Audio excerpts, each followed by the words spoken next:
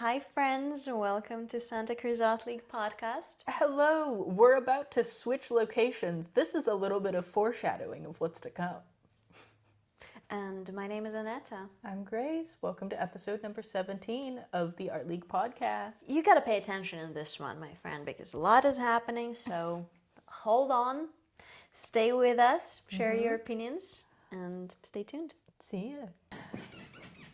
Okay, fun fact. Piglets, when they're newborn, they're called squeakers. That would make sense.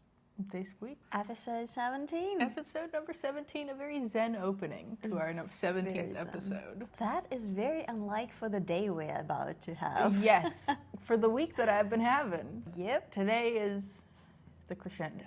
And then I get to sleep all weekend, kind of. Oh, beautiful. Unless I decide to drag you to the high tea. Oh, actually, I was thinking about this morning. I was like, I should take her up on that. I should do things. You should do things. Do things. Don't tell us we didn't warn you, because we tell you about all the cool and fun things happening in the county. We told you about that. What was it, 2 weeks ago now? I think so. Or was it last week? So if we're not going to see you there, that's not on us.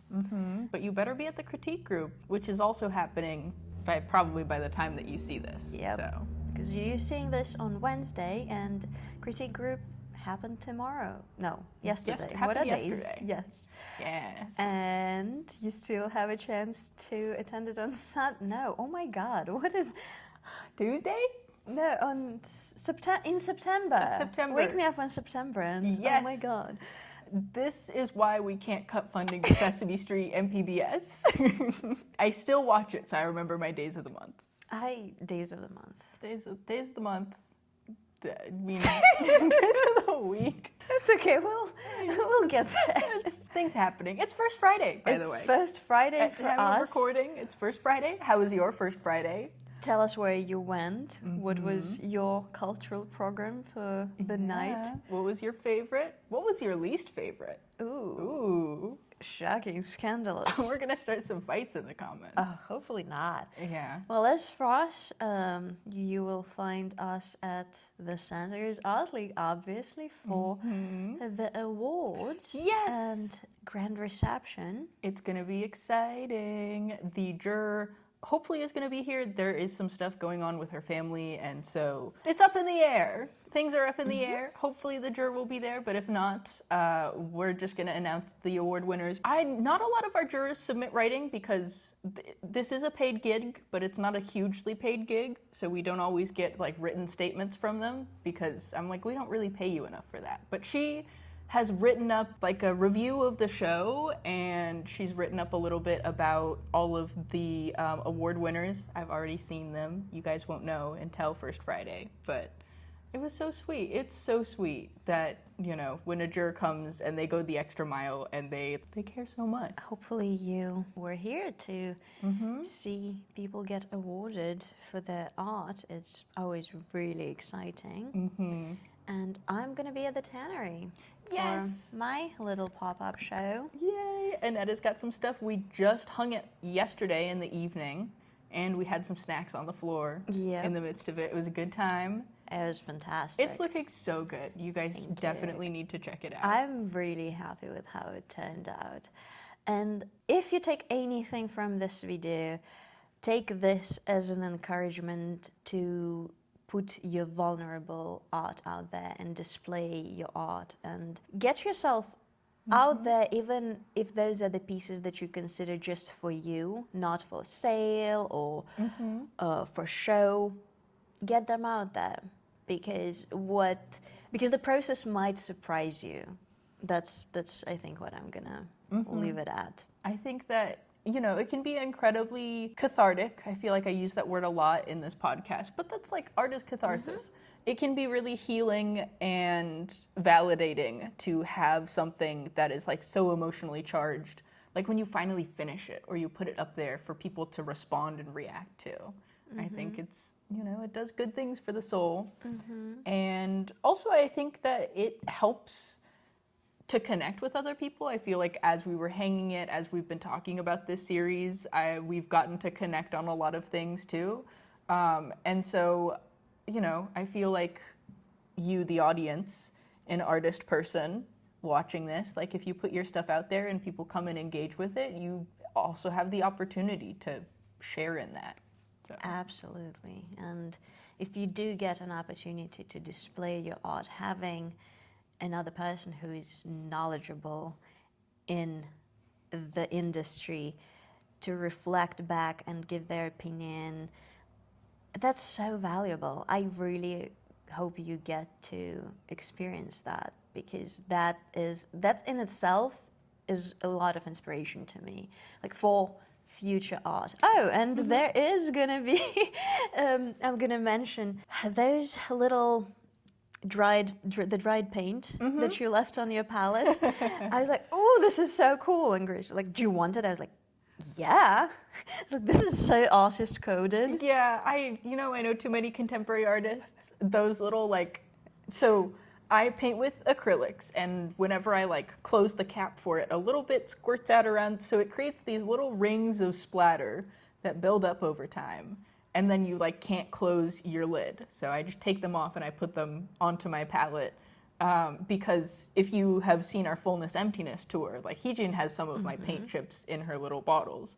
Yeah. So I leave them there because I know gatherers. I know people who gather for their art. So I leave it there, and then they called to Anetta, and I was like, they're yours. But then I took out my whole box of paints and was like, actually, I have a lot of these. Do tell. So that's spoiler, that's going to be part of the piece that I've mentioned when we were recording at the classroom, my feminist piece that is in progress. So it's very much not finished, but it's getting there, and Grace's paint is going to be a part of it. I'm really excited. I love when people inspire each other's art. I feel like my friends come up in my art, or honestly though, the more that I care about a person, the less they'll directly be drawn in my art, because I feel like I just look at their face for so long that I can't capture it anymore. So it's impressions of them are in my sketchbook. So I'll have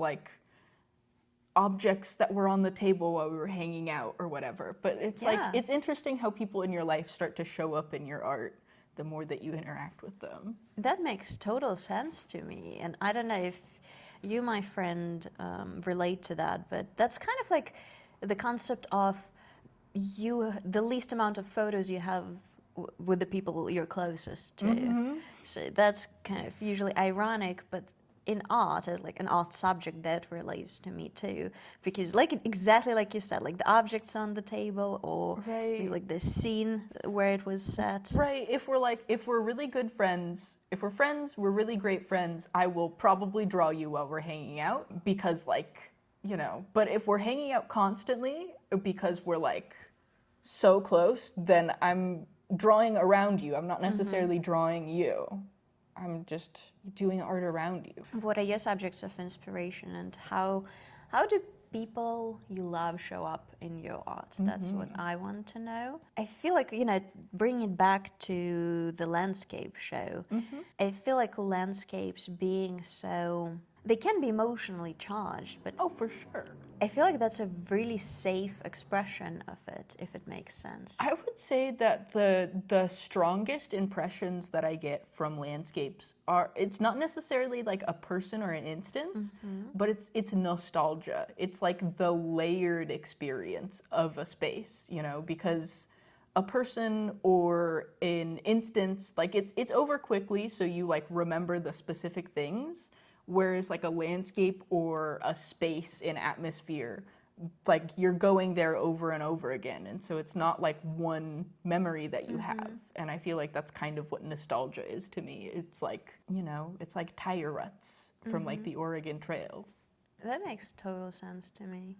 And in some pieces in the show, I can definitely feel, I can feel that strong in some pieces more than others. Yeah, totally. I mean, it helps also because I've been in California for a really long time, so a lot of the places I recognize. There's one painting of 17 Mile Drive. I grew up in Pacific Grove or went to high school there. Also, I have my little Pebble Beach shirt on today. How fun. I'm repping Pebble Beach. So that one really struck me. I was like, look at the fog, and it's gray, and the yellow flowers. Oh yeah, I know exactly which one you're talking about. I love that piece. Yes. Ah, it's so Monterey. Yes. You still have a chance to check out the show until the 8th. Yes. So if for some reason we're not able to make it to the reception, I still hope you get to see the pieces. Yeah, you should. And there's a People's Choice vote, so you gotta get here to vote. Beautiful. I have no idea how long my show is going to be up for. It's just the month of a month. August. Okay. Although, Cool. you know, it depends on what people are doing for September first Friday. It's up Okay. for the month of August. And yeah, my little pop-up is for the month of August for you at the River Studio 116. Yes, we have shop hours from 10 a.m. to 2 p.m. Thursday through Sunday, sometimes Wednesday, but it depends. Anyways, come check us out. Also, there's like 6 other artists too. So. And a lot of gift opportunities to shop. Yes. If someone in your life needs a gift or has a birthday. I'm celebrating my best friend's 30th birthday tomorrow, so Yay! That's so exciting. that's gonna be fun. So if you ever in need of gifts, at River Studio 116, if you're not following on Instagram, what are you doing? And you can check out Salt next door. That is owned by Sarah, and she has a bunch of like vintage stuff. She makes jewelry. It's one of the cutest stores that you will ever see. If you're a big fan of I Spy, you are gonna love Salt at the Tannery. Oh, that is very niche, and I don't know how many people would be able to relate to that. But if you like cool mismatched earrings, that's the place. It's true. They technically weren't even for sale. She just had like a Yes. little. Sarah does this thing. My studio is right next door to Salt. Sarah owns Salt. But she does this thing where she has like a bowl of beads out, and I'll go in there to say hi, and then I'll just get like stuck because I'm like, beads. And yeah, a couple of weeks ago we're kind of doing that together, and She had a little tray of earrings, and we went, beads. It's irresistible. I mean, they're all Have to so rub it. different, and I got a couple of pieces, and one of them completed a little ceramic ear that I have above my door. Like I have to take a photo and show you, and I'll Yes. probably insert a photo for you guys.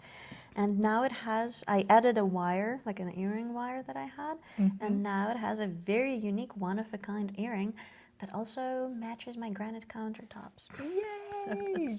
If you're looking for something really niche, very unique, I highly recommend checking out Tannery and River Studios and Salt, because those are the places for one-of-a-kind things that no one else has. Right. First Fridays are good times to check them out because a lot of the studios around are open. Like we're just shouting out.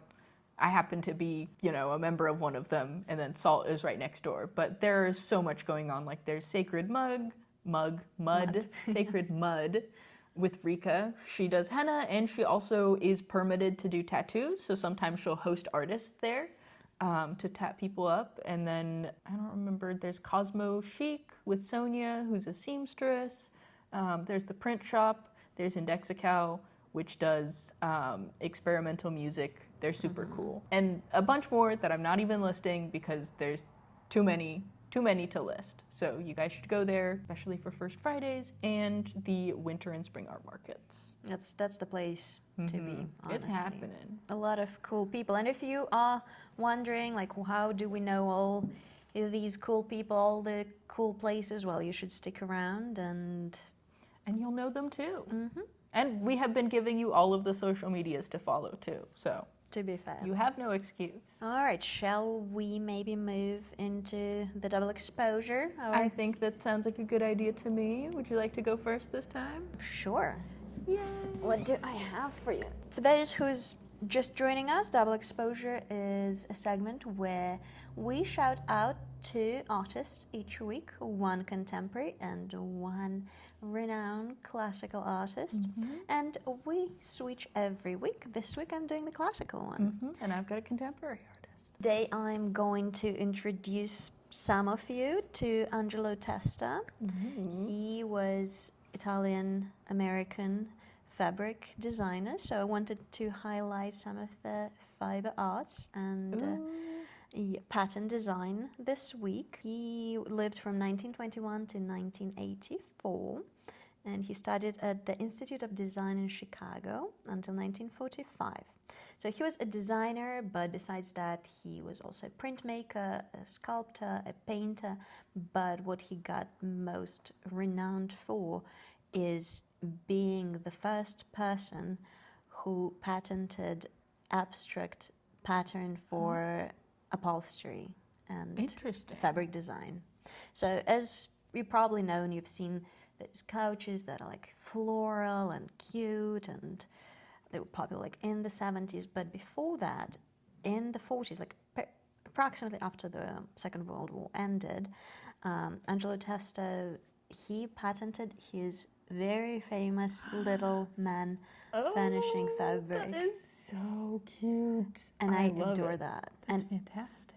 And if you look at the history, for the time period, it was revolutionary. Oh, yeah. Because that's not something that you just do like a little weird man. A little guy. Yeah, with little sausage legs. It was, He looks like he's wearing chaps. Right? It was 1941 where it was introduced, so during Second World War, which makes it even more out there in my eyes. I feel like it's interesting too to think about like what was going on during the time period. This is probably not going to cost you a lot in dyes. So if you're in a time where resources are a little scarce, Exactly. this would be a fun and affordable way to decorate your whatever. I really like the idea that it started as a doodle. And we talk a lot about on this podcast about doodling and just giving yourself freedom to explore and play with shapes, forms, colors, and it becoming something so vast, so large. Yeah. That just feels like a logical outcome sometimes when you are onto something sharp and new. Yeah, that little man became like a revolutionary figure because the motives were kind of like pictorial, floral. So he was the one who introduced abstract and like non-objective motives.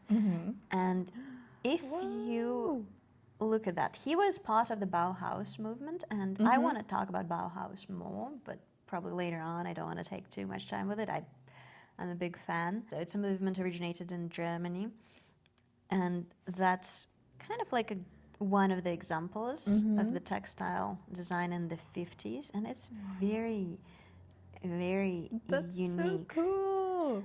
And one of the things, like if you zoom, if you think at Scandinavian brands like IKEA these days, I feel like they borrow a lot of inspiration from Bauhaus and kind of make them mainstream. So if you see this pattern like today, it's not that groundbreaking or revolutionary, but if you take into account the time period when it was made, like 1942, that was groundbreaking and thought-provoking.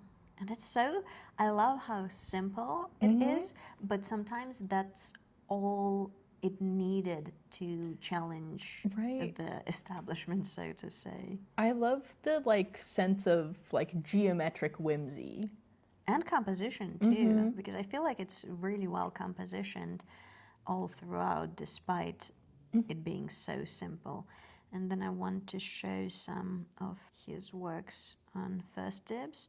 This, because I did mention that he was a painter and a sculptor, and that was one of his prints, Paper Ballet. I absolutely adore it.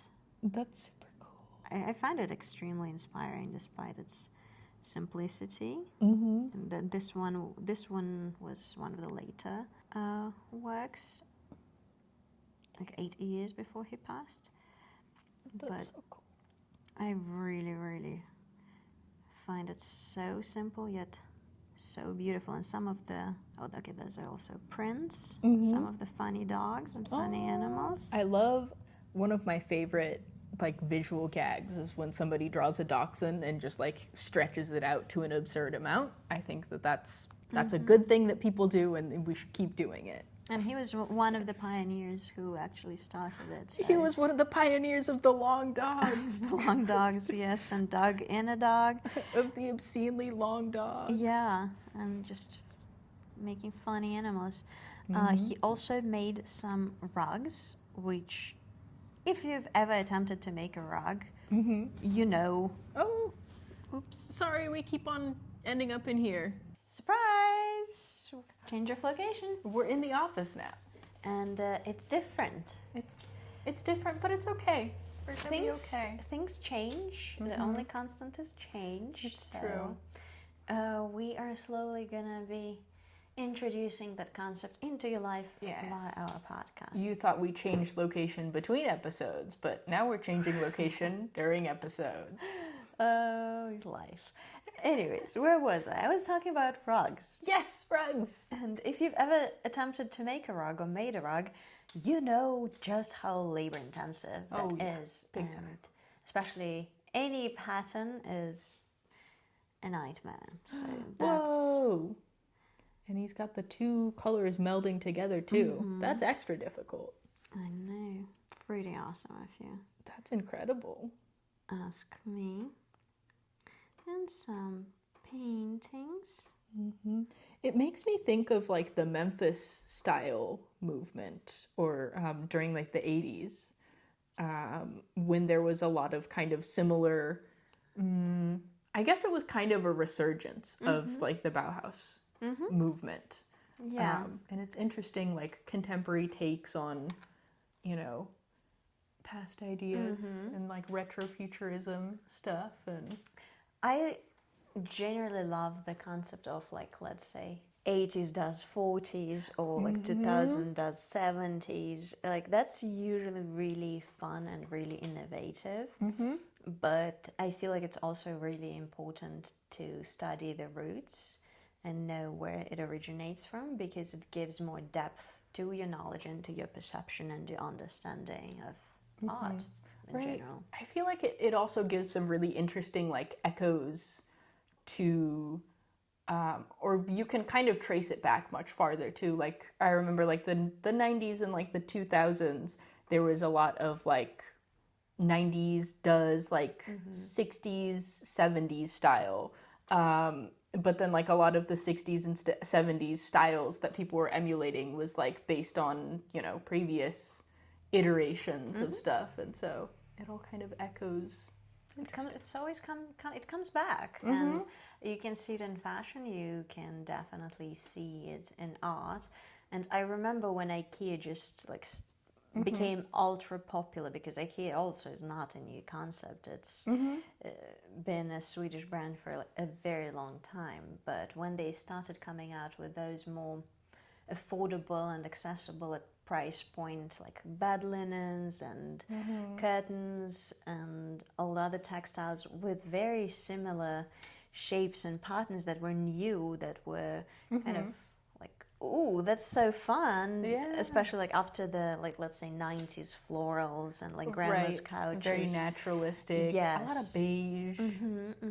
So that was kind of like, ooh, scandalous. A little pop of color. But if you know art, you're like, ooh, I've seen that before. This has been done before. And it, ironically, it caused exactly the same reaction in public. So it's kind of fun watching it like 60 years later to resurface again. And let me show you maybe some of his other textile works. I really love this. I love a chair that you can pet. I know, it's so cool. It's so textural, and this anything colorful, it calls my name. Yeah, it's like you just want to pet it. I just want to feel this. I love this. Yes, and knowing that it was done in like 40s, late 40s, I think makes it extra special. Here you can like some Mondrian-esque. That one feels like a very iconic pattern. More long dogs. Yay! Look at how long those dogs are. Apologies, long cats. That's even better. All right. You know when you go to pick your cat up and they just like, their feet don't leave the ground? Yes. And the cat just keeps on going. They just keep going. Yep, that's one of those. I absolutely love that. And the colors, like, I feel, Whoa. again, I know I've said this before, but I love art that kind of seems timeless. So if I showed you this and told you this was done in 70s, you probably would have believed me, just because of the color scheme. It's very 70s, so it's kind of ahead of the time. So I think Testa was the artist ahead of his time in a lot of ways, and just those I feel like this one here is so iconic. right. It's just so simple and aesthetically pleasing to the eye. And this could be like 70s too, I feel. Oh yeah, like I've seen this before. Right? I know I've seen this before. I'm sure you did, because it was very famous, and that's a thing with custom fabrics is once it's done, a lot of other manufacturers do their own iterations of it, so Right. it kind of starts spreading. So cool. Oh, I like the Narcissus too. That's very fun. It makes me think of like wind farms. I know, me too. And they did not even exist at that time, so that's extra special. And the organic shapes of each, so from far it looks like squares, and I'm looking at the Poco print. If you zoom in, And they're not quite lined up too. That's really interesting. I think it's very unique. And this is like, tell me that's not ahead of his time. This is That's so 70s. cool. Right? And like, I would definitely As you wear can it. tell, I'm a big fan of the 70s. Heck yeah. And this is almost gives me the sticks and I'm looking at the sticks and stones, and it's giving me Kandinsky vibes. Also later on, I am going to talk about Kandinsky. He's one of my big loves. Oh yes, Kandinsky. We haven't mentioned Renoir in a little I bit. know. Shout out to Renoir. Shout out to Renner. Thank you, Grace. It's been a minute. It's been a while. It's been a minute. I'm sure he missed us. I know. We gotta do it. We gotta Gotta let him know we see him. Yeah, I love this. Oh, whoa. Looking at the facade. A lot of this also makes me think of like that old school like Pixar, early Pixar animation has a lot of Yes. of this kind of patterning in it. Some of it is almost futuristic again for the time and the Like use the of paper clips. the shapes and Yeah, the it's just sizing of it. And it's also very consistent with his personal style. You know, I gotta talk about style. Like, again, I do see some Mondrian in it. all of this is making me want to watch Mad Men. Look at this. This is Oh, it's so cool. It just keeps so going. intricate. I'm looking at the mono finishing fabric. So it's just to let a person do what they love, and they're gonna create something absolutely. I love this one, Oh, that one's so good. and they're gonna create something beautiful. Yeah. So yeah, that was Big fan of this style. my contribution. All Hope right. you people enjoyed it. I hope so. Let us know in the comments which pattern's your favorite. Kind of makes me want to sew dresses for myself, which I don't have time to do that right now, but You don't I have want time to. to be a seamstress? But you're already doing so much. What's one more thing? I know, that's being an artist for you. I know. Okay. As I do all of my contemporary artists I find on Instagram because, Love that. you know, I'm like, oh, this is research. I can't stop scrolling. The artist name is Victoria Vincent. And I'm going to show you some of her earlier works first. But she has these really dynamic compositions, and it's kind of comic booky. It is comic booky. And I love the like kind of like fisheye perspective that she has going on, and like the amount of things happening in her art. None of your friends hate you and wish you death by firing squad. So relatable. It just feels very like, you know, very girlhood, very womanhood. I could fix her. This is so fun. And I love how heavy yet how light it is. Right? It's so like there's so much grim and dark aspects to it, but at the same time it's like very cartoony and like tongue-in-cheek about the amount of like mental anguish, I guess you could say, that this girl is going through. It's very interesting, and I like the style of the drawing. it's very visceral. And then also she has a lot of cats in her art. every Even once in a on while. the cat. That's fantastic. And she has some animations also. Oh, that's so sick. But her style is so good. So this is what I found, like discovered and fell in love with her work. I've been following her for a long time now. And then more recently it's changed up a little bit. I've noticed a little bit more. Let More me see if I can bratty? find it. Yes. It's become a little bit like there's elements of realism to it now. It's not just like kind of flat and illustrative. Although there are like still elements of that. Yeah, like throwbacks. And then also I think it's really interesting how a lot of paintings will have kind of this digital element to it.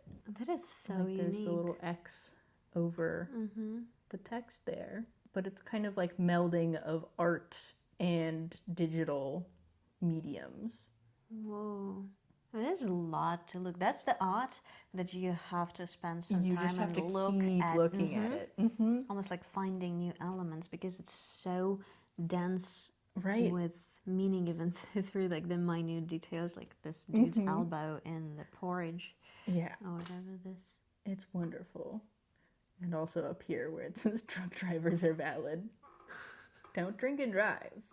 And this anguish of a mother who, what did she say? I got pregnant because you looked at me. She doesn't look happy about that. So. And he's in a suit and she's like in the 50s. And that checks out. Shinzo Abe gun diagram. Also, I think that's Osama bin Yep. Laden. Anyways, wonderful art. I think it's so fun and just interesting, and there's so much going on. Is that Justin Trudeau? I think so. There's just so much going on in every single one of her pieces. And the caption is, "I did not have a good time in 7th grade." Yeah, it seems None of like us it. did go. Doesn't None look of like fun. us did. I assume that's her. I think that's her. I did not have a good time in 7th grade. That's the title. Anyways, wonderful stuff. That's her. She had a show. Oh, cute. She's down in LA. So if you're ever in LA, go and check her out. Oh, hopefully her art, not Or, her. yeah, not her. That is so fun. Yeah, there's just yeah. I mean, great. fun. It's thought provoking, but it's very palatable and entertaining. It feels like, you know, it's acknowledging and honest about all of the like stuff going on, the like grim reality of their lived experience, but at the same time there's like a sense of humor about it, which I feel like is very relatable. And that's, if anything, that's a palatable and acceptable way of presenting really heavy issues in the modern day society without being heavily censored as an artist. Yeah, or censored, or just like, I feel like there is such an aversion to being made uncomfortable for a lot of people. Yes. You know, or in like polite society, it's like we don't talk about this because it's uncomfy. Yeah. So sometimes you have to disguise it. You know, it's like putting your dog's pill in some cheese. You have to put your sad into a little jokey joke. Yeah. That kind of makes me really sad because my dog, when he hears like the pills rattle, he like runs happy because that's for him treats cheese time. It's like, yeah, buy some of like Canadian banana organic like pill wraps for him, so he's really happy, and that's kind of the feeling that I'm getting from this art, where it's very deep. It's shockingly deeper than what it seemed like from the first glance if you actually spend time looking at it. But it's beautiful and it is entertaining and it's necessary. Yeah, I think so. I think it's good art, and you guys should follow her on Instagram. I'm gonna send Anetta the Instagram to put here. And hopefully you guys enjoyed it too. Yeah, Share in the comments. let us know. And as per usual, we might shout you out in one of the next episodes. What are some of your favorite artists or artists that you think should be part of Double Exposure that we need to highlight? For sure. And I think that...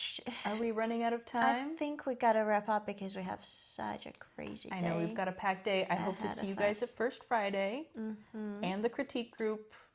And, you know, Possibly in your dreams. Yes, but I feel like next week is going to be more zen, more Yes. relaxed. There's going to be a lot of reflecting on what went We're going to be well. looking back and sharing some of our favorite memories from First Friday. So if you guys let us know, or if we see you, we might be able to talk about you. Take photos with So, us. Yeah. Like we're, well, Like we're monkeys. celebrities. Oh, I was going to say monkeys, Or but monkeys. Yeah, that's true. well, I like celebrities more, but sure. We'll see. Oh my gosh. Speaking of celebrities, was it last week I talked a little bit about seeing not John Lennon, Paul McCartney's photography Yes. at the museum, but that has just been making me think about like his perspective was really interesting because I think all of the other photographers that were with them were always taking pictures of the Beatles, whereas he's taking the pictures of people like observing the Beatles. And so the whole exhibit feels like you're inside of this little fishbowl being watched. It's really interesting. I like that. A trip to a Saf is coming up Yes. for me once the craziness of this week Once is the dust behind settles. me. Yes. Yes. Anyways, thank you guys for tuning in. We hope to see you next week. Bye. Bye.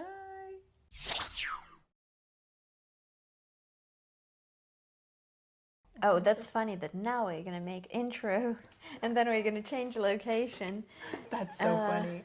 You guys are gonna see how the sausage is made. Yes. A little bit. It's the ghost. It's the ghost. It's the ghost. It's messing with your phone. Have you heard that the theater is haunted? Yes, we told the spooky, scary story last episode. But it's a friendly ghost. Yes. A friendly ghost with crazy hair. And it's not me. It Just might be FYI. me.